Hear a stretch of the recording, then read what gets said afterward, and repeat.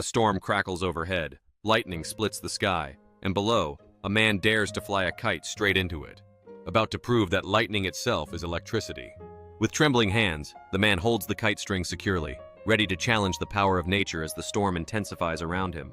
As the tempest rages, the kite dances in the storm, suddenly struck by a bolt of lightning, creating a vivid spectacle that bridges the gap between science and the sublime.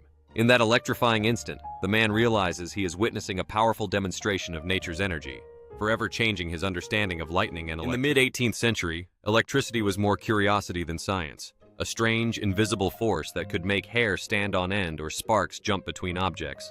People entertained themselves with static electricity tricks at parties, but few understood what electricity actually was. Into this world stepped Benjamin Franklin, printer, writer, inventor, and one of the most curious minds of his time. While he didn't discover electricity in the sense of finding something unknown, Franklin helped transform it from a parlor trick into a subject of serious scientific study.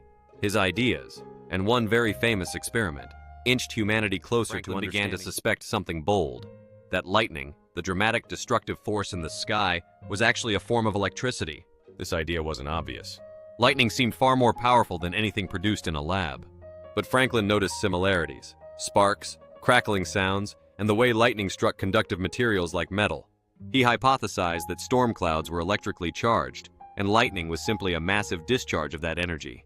But how do you test something? Before Franklin's work, scientists in Europe had already begun experimenting with electricity, using glass tubes and friction to generate static charges. But there was confusion. Some believed electricity came in multiple types, while others thought it behaved like a fluid. Franklin proposed something simpler and powerful. He suggested that electricity was a single fluid that could exist in excess or deficiency. He introduced the terms positive and negative charge, concepts we still use today, which was revolutionary at the time. It gave scientists a framework to describe and predict electrical behavior. Franklin's work laid the groundwork for the scientific study of electricity, leading to advancements that would shape modern technology. Franklin's experiments, including his famous kite electrical experiment, established a vital link between electricity and natural phenomena. His groundbreaking kite experiment demonstrated that lightning is a form of electrical discharge, fundamentally changing our understanding of electricity. Franklin's discoveries not only advanced scientific knowledge, but also led to practical applications, such as the invention of... In 1752, Franklin devised an experiment that would become one of the most famous in scientific history. During a thunderstorm, he flew a kite into the sky. The kite was made of silk, less likely to tear in the rain, and attached to a string. Near the bottom of the string, he tied a metal key. He also included a silk ribbon, which he held to keep himself insulated from direct electrical shock. As the storm clouds passed overhead, Franklin observed something remarkable. The fibers of the string began to stand on end, repelling each other. When he moved his knuckle near the key, a spark jumped. This spark was crucial. It demonstrated that electricity from the storm had traveled down the wet string and accumulated at the key. In other words, lightning and electricity were the same phenomenon. Important clarification: tone shift. It's worth noting, Franklin was extremely lucky. Recreating this experiment as it's often imagined, standing in an open field holding a kite in a lightning storm, would be deadly. Later scientists attempting similar experiments were electrocuted.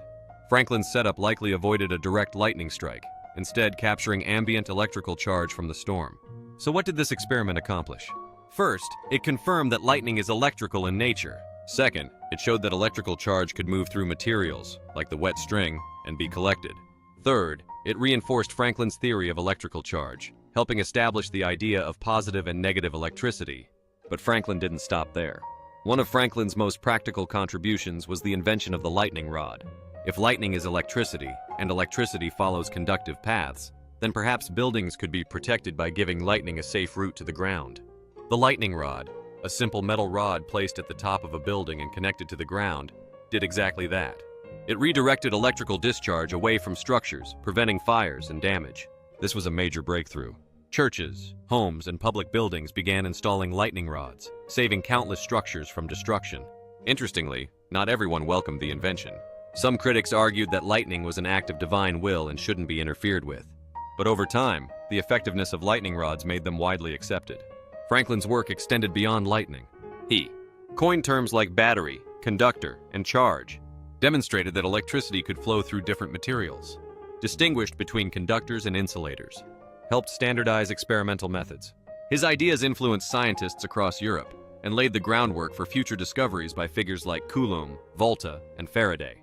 Section 7. Why this matters.